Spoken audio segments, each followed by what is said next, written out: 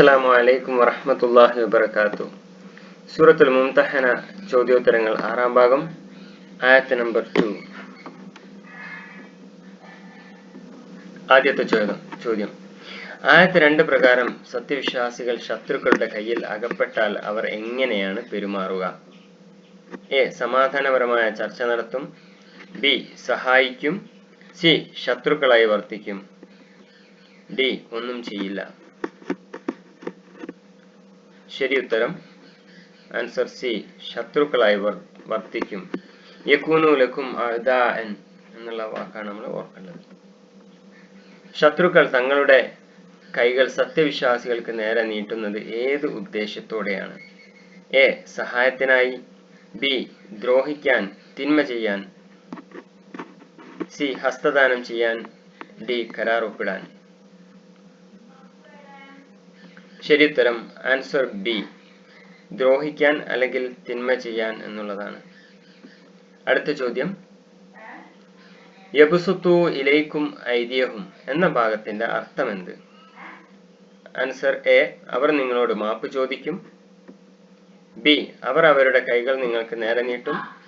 അവർ നിങ്ങളെ ആലിംഗനം ചെയ്യും. ഡി. അവർ പിന്തിരിഞ്ഞോടും. ശരി ഉത്തരം ആൻസർ ബി. അവർ അവരുടെ കൈകൾ നിങ്ങൾക്ക് നേരെ നീട്ടും. യബ്സുത്തു ഇലൈക്കും ഐദിയഹും.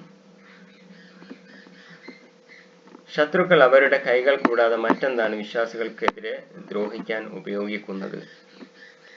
എ. ധനം. ബി. അധികാരം. സി. നാവുകൾ. ഡി. സൈന്യം. ശരി ഉത്തരം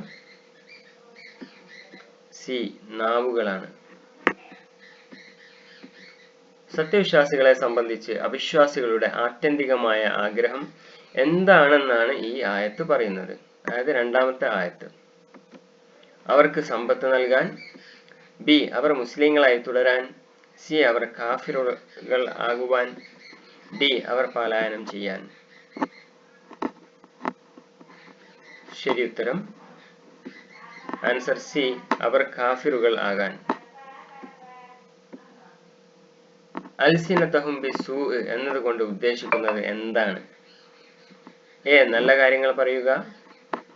ബി. നാവുകൊണ്ട് തിന്മ പറയുക അല്ലെങ്കിൽ പരിഹസിക്കുക. സി. മൗനം പാലിക്കുക. ഡി. പ്രസംഗിക്കുക. അൽസിനതഹും ബിസ്സൂ എന്നതുകൊണ്ട് ഉദ്ദേശിക്കുന്നത് എന്താണ്? ശരി ഉത്തരം ആൻസർ ബി. നാവുകൊണ്ട് തിന്മ പറയുക അല്ലെങ്കിൽ പരിഹസിക്കുക. വദ്ദു ലൗ തക്ഫുറൂൻ എന്ന പ്രയോഗത്തിലെ വദ്ദു എന്ന വാക്കിന്റെ അർത്ഥമെന്ത്? എ. അവർ ഭയപ്പെട്ടു. ബി. അവർ വെറുത്തു.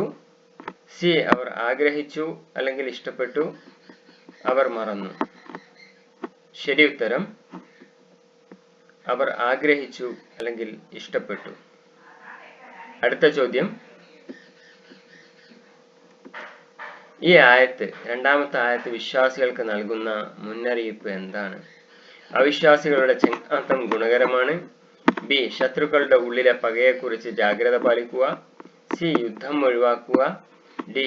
വിട്ടുവീഴ്ച ചെയ്യുക. Answer B. ശത്രുക്കളുടെ ഉള്ളിലെ പകയെക്കുറിച്ച് ജാഗ്രത പാലിക്കുക.